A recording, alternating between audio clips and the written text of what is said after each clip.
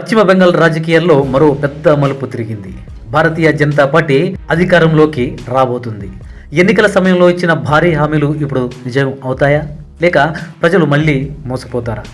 ప్రత్యేకంగా పశ్చిమ బెంగాల్లోని పరిస్థితి ఇంకా ఆసక్తికరంగా మారింది. అక్కడ కొత్త ప్రభుత్వం ఏ నిర్ణయాలు తీసుకోబోతుంది? ప్రజలు జీవితంలో నిజంగా మార్పు వస్తుందా?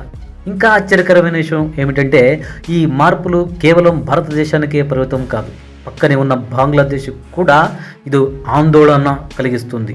అసలు భారత రాజకీయ మార్పులు బంగ్లాదేశ్లో ఎలా ప్రభావం చూపుతాయి? పశ్చిమ బెంగాల్లోని కొత్త ప్రభుత్వానికి ముందున్న సవాళ్లు ఏమిటి? దేశానికి ఇది పెద్ద అవకాశంలా పరిణమిస్తుందా, లేదా ఇది ఒక పెద్ద ప్రమాదంలా పరిణమిస్తుందా? ఈ అన్ని ప్రశ్నలకు సమాధానం తెలుసుకోవాలంటే ఈ వీడియోని చివరి వరకు తప్పకుండా చూడండి.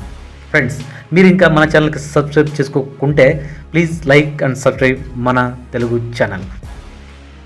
పశ్చిమ బెంగాల్లో భారతీయ జనతా పార్టీ అధికారంలోకి రావడం దేశ రాజకీయాల్లో పెద్ద మార్పుగా మనం భావిస్తున్నాం. ఎన్నికల సమయంలో కేవలం మమతా బెనర్జీ కాదు, బీజేపీ గవర్నమెంట్ కూడా ప్రజలకు అనేక హామీలు ఇచ్చింది.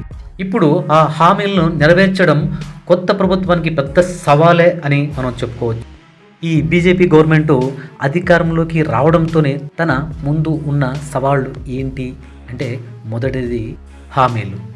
మహిళల కోసం మమతా బెనర్జీ ప్రభుత్వం నెలకు 1500 ఇస్తామని చెప్పింది. కానీ భారతీయ జనతా పార్టీ మాత్రం మేము వస్తే 3000 ఇస్తాం అని హామీ ఇచ్చింది. అలాగే నిరుద్యోగ భత్య, అక్కడ ప్రభుత్వం 1000 రూపాయలు ఇస్తాం అనగా బీజేపీ మేము వస్తే 3000 ఇస్తామని పెద్ద హామీ ఇచ్చింది. ఇంకా ముఖ్యంగా చెప్పాలంటే, వలసలు మరియు ప్రతిభాపరాయణాన్ని ఆపడానికి వచ్చే 5 సంవత్సరాల్లో 1 కోటి కొత్త ఉద్యోగాలు సృష్టిస్తామని కూడా హామీ ఇచ్చింది. ఇలాగే స్వయం ఉపాధి అవకాశాలు కూడా పెంచుతామని చెప్పింది. అయితే ఫ్రెండ్స్, ఇక్కడ ఒక ముఖ్యమైన విషయం ఉంది.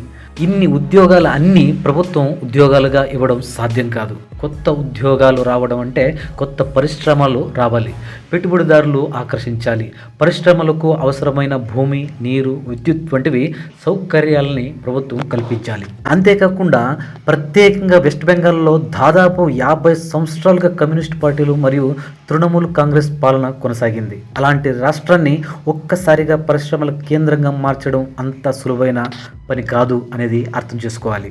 కాబట్టి కొత్త ప్రభుత్వం చాలా జాగ్రత్తగా, తెలివిగా నిర్ణయాలు తీసుకుంటూ ముందుకు వెళ్లాల్సి ఉంటుంది ఫ్రెండ్స్. అంతేకాదు, ప్రభుత్వం ఏర్పడిన 45 రోజుల్లో 7వ వేతన సంఘం అమలు చేస్తామని భారతీయ జనతా పార్టీ హామీ ఇచ్చింది. అలాగే పెండింగ్లో ఉన్న డిఎన్ఎస్ అలవెన్స్ బకాయిలను కూడా చెల్లిస్తామని చెప్పింది.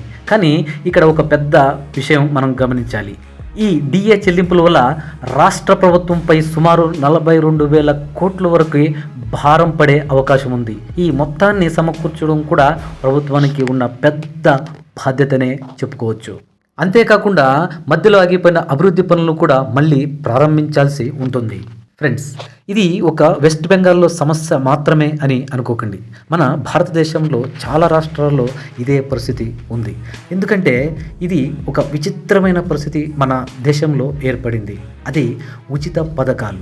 ఉచిత పథకాల గురించి చెప్పాలంటే, ఈ ఉచిత పథకాలు ప్రకటించకపోతే లేదా ఇప్పటికే ఉన్న వాటిని కొనసాగించకపోతే ఏ రాజకీయ పార్టీ అయినా ఎన్నికల్లో గెలవడం చాలా కష్టం అయిపోతుంది. అందుకనే ఏ పార్టీ అధికారంలోకి వచ్చినా ఈ ఉచిత పథకాలు కొనసాగించాల్సిన పరిస్థితి ఏర్పడింది.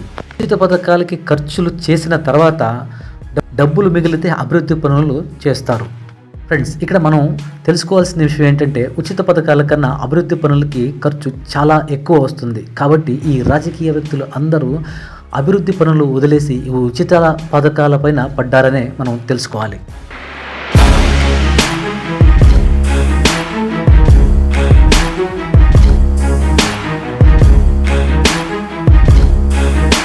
అధికారంలోకి వచ్చిన బీజేపీకి కేవలం హామీల విషయం మాత్రమే కాదు, వెస్ట్ బెంగాల్కు మరో పెద్ద సమస్య ఉంది. అదే బంగ్లాదేశ్ నుంచి జరిగే అక్రమ వలసలు. వెస్ట్ బెంగాల్కు బంగ్లాదేశ్తో నేరుగా సరిహద్దు ఉంది. ఆ సరిహద్దు దాటి చాలామంది అక్రమంగా భారతదేశానికి వస్తున్నారు. వారు వెస్ట్ బెంగాల్లోనే ఆగిపోరు. నకిలీ డాక్యుమెంట్స్లు తయారు చేసుకుని దేశంలో ఉన్న ఇతర రాష్ట్రాలకు కూడా వాళ్ళు వెళ్తారు. ఈరోజు తమిళనాడు నుంచి కాశ్మీర్ వరకు బంగ్లాదేశ్ రోహింగ్లు అక్రమ వలసదారులు ఉన్నారని చెబుతున్నారు. ఇలాంటి సందర్భంలో ఏం చెయ్యాలి అన్న విషయానికి వస్తే, కొత్తగా వస్తున్న వారిని ఆపాలి.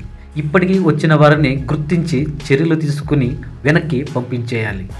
ఈ ప్రక్రియ చేయాలంటే వెస్ట్ బెంగాల్ ప్రభుత్వం సహకారం చాలా అవసరం.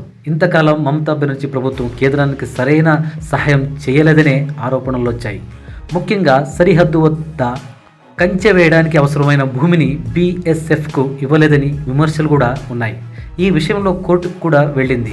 కోర్టు ఇది దేశ భద్రతకు సంబంధించిన విషయం, రాజకీయాలు చేయకండి, వెంటనే ఈ భూమిని ఇవ్వండి అని ఆదేశించిన ఈ మమతా బెనర్జీ గవర్నమెంట్ మాత్రం స్పందించలేదనే చెప్పుకోవచ్చు. కొన్ని జిల్లాల్లో 100 ఎకరాలు ఇవ్వాల్సి ఉండగా చాలా తక్కువ భూమిని మాత్రమే ఇచ్చింది ఈ మమతా బెనర్జీ గవర్నమెంట్. దీనిపై హైకోర్టు కూడా అసంతృప్తి వ్యక్తం చేసింది. ఫ్రెండ్స్, ఇక్కడ మనం ఇంకొక విషయం తెలుసుకోవాలి. ఈ సరిహద్దులో కంచె వేయడం బంగ్లాదేశ్కు కూడా అంతగా నచ్చదు. ఎందుకంటే కంచె లేకపోతే అక్రమ వలసలు సులభంగా జరుగుతాయి. అందుకే భారతీయ జనతా పార్టీ తమ మేనిఫెస్టోలో అక్రమ వలసలను ఆపుదామని స్పష్టంగా చెప్పింది. ప్రభుత్వం ఏర్పడిన 45 రోజుల్లో భూమి ఇచ్చి సరిహద్దు కంచె పనులు పూర్తి చేస్తామని కూడా హామీ ఇచ్చింది.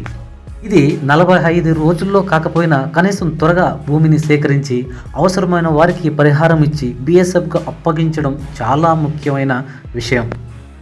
ఈ అక్రమ వలసలని నియంత్రించడం గురించి ఈ సువేందు అధికారితో పాటు బీజేపీ నాయకులు అందరూ ప్రచారంలో పదే చెప్పుకుంటూ వచ్చారు. అలాగే ప్రధాని నరేంద్ర మోదీ కూడా దీనిపై మాట్లాడారు. కాబట్టి కొత్త ప్రభుత్వం ముందున్న అత్యంత ముఖ్యమైన పని అక్రమ వలసలని కట్టడి చేయడం అని మనం తెలుసుకోవాలి. ఫ్రెండ్స్, మొత్తానికి వెస్ట్ బెంగాల్లో కొత్త ప్రభుత్వం ముందున్న సవాళ్లు చిన్నవి కాదు. ఒకవైపు ప్రజలకు ఇచ్చిన హామీలు, మరోవైపు ఆర్థిక భారం, ఇంకా పెద్దగా నిలిచిన ఈ అక్రమ వలసల సమస్య. భారతీయ జనతా పార్టీ చెప్పిన మాటలు నిజంగా అమలు చేస్తే ఇది కేవలం వెస్ట్ బెంగాల్కే కాదు, మొత్తం దేశానికి ఒక పెద్ద మార్పు అవుతుందనే మనం తెలుసుకోవచ్చు. కానీ మన ముందు ఉన్న ప్రశ్న ఒకటి: ఇచ్చిన హామీలు నిజమవుతాయా, లేక ఇవి కూడా రాజకీయ మాటలుగానే మిగిలిపోతాయా? ఇది తెలుసుకోవాలంటే రాబోయే రోజుల్లో మనం చూడాలి. ఫ్రెండ్స్, మీ అభిప్రాయాన్ని తప్పకుండా కామెంట్స్ రూపంలో తెలియజేయండి. అలాగే మన ఛానల్ని సబ్స్క్రైబ్ చేసుకుంటూ మాత్రం మర్చిపోకండి. మళ్ళీ ఇంకొక టాపిక్తో మళ్ళీ మిమ్మల్ని కలుస్తాను. అంతవరకు సెలవు. జై హింద్.